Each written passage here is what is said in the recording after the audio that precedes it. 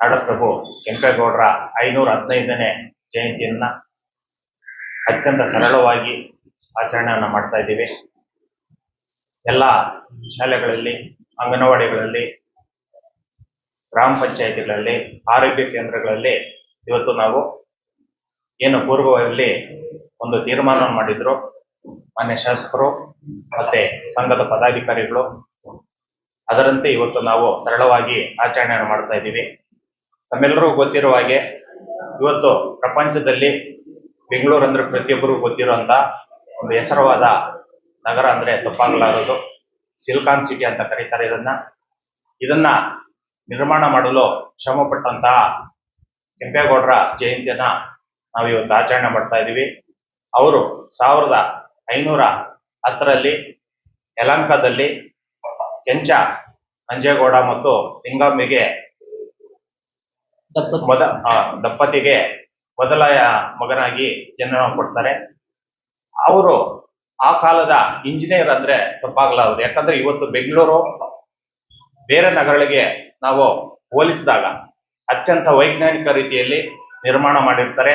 ಯಾವುದೇ ಒಂದು ಕಾಲದಲ್ಲಿ ಬೇಸಿಗೆ ಇರಬಹುದು, ಮಳೆಗಾಲ ಇರಬಹುದು, ಚಳಿಗಾಲ ಇರಬಹುದು, ಒಂದು ಪ್ರತಿಯೊಬ್ಬ ಮನುಷ್ಯನಿಗೆ ಹೊಂದಿಕೊಳ್ಳುವಂತಹ ವಾತಾವರಣವನ್ನ ಸೃಷ್ಟಿ ಮಾಡಕ್ಕೆ ಆಗಲೇ ಕೆಂಪೇಗೌಡರು ಮುಂದಾಲೋಚನೆಯನ್ನು ಮಾಡಿ ನಿರ್ಮಾಣ ಮಾಡಿರ್ತಾರೆ.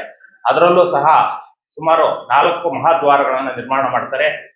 ಒಂದು ಮಹಾದ್ವಾರ, ದಕ್ಷಿಣ ಮಹಾದ್ವಾರನ ನಿರ್ಮಾಣ ಮಾಡಿದಾಗ ಅದು ಬಾಗಿಲು ಯಾವಾಗ್ಲೂ ಅಷ್ಟೇ, ಇವತ್ತು ನಿರ್ಮಾಣ ಮಾಡ್ತಾರೆ, ಮಾರನೇ ದಿವಸ ಬಂದು ನೋಡಿದ್ರೆ ಬಿದ್ದೋಗ್ತಾ ಇರ್ತದೆ. ಆಗ ಅವರ ಸೊಸೆ ಬಲಿದಾನವನ್ನು ಕೊಡ್ತಾರೆ. ಗರ್ಭಿಣಿ ಸೊಸೆಯ ಬಲಿದಾನ ಕೊಟ್ಟಾಗ ಈ ತರ ಏನು ಪದೇ ಪದೇ ಬಾಗಿಲು ಬಿದ್ದೋಗ್ತಾ ಇದೆ, ಅದು ನಿಲ್ತದ ಅಂತ ಹೇಳ್ತಾರೆ. ಅದಕ್ಕೆ ಬಲಿದಾನವಾಗಿ ಅವರ ಸೊಸೆ ಬಲಿದಾನ ತ್ಯಾಗ ಮಾಡ್ತಾರೆ. ಅದರ ಜೊತೆಗೆ ಕೆಂಪೇಗೌಡರು ಮುಖ್ಯವಾಗಿ ಪಟ್ಟಣಗಳನ್ನ ನಿರ್ಮಾಣ ಮಾಡ್ತಾರೆ. ಅದರಲ್ಲೂ ಸಹ ವೃತ್ತಿಪರವಾಗಿ ಮಾಡ್ತಾರೆ. ಕುಂಬಾರಪೇಟೆ ಇರ್ಬೋದು, ಬಳೆಪೇಟೆ ಇರ್ಬೋದು, ಈ ತರ ವೃತ್ತಿಪರವಾಗಿ ಮಾಡ್ತಾರೆ.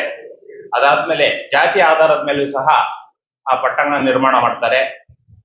ಅದರಲ್ಲೂ ಸಹ ಮುಖ್ಯವಾಗಿ ಏನು ಆಗ ನೀರಿನ ಒಂದು ನಗರ ನಿರ್ಮಾಣವಾದ್ರೆ ನೀರು ಅತಿ ಮುಖ್ಯವಾಗಿದ್ದು ಮೂಲಭೂತ ಸೌಕರ್ಯ.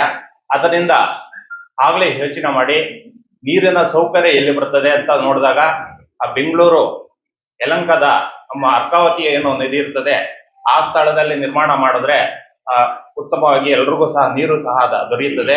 ಮುಂಬರುವ ದಿನಗಳಲ್ಲಿ ನಗರ ಅಭಿವೃದ್ಧಿಗೆ ಅನುಕೂಲ ಆಗ್ತದೆ ಅಂತೇಳಿ ಆ ಯೋಚನೆ ಸಹ ಮಾಡ್ತಾರೆ. ಅದ್ರ ಜೊತೆಗೆ ಅನೇಕ ಕೆರೆಗಳನ್ನ ನಿರ್ಮಾಣ ಮಾಡ್ತಾರೆ.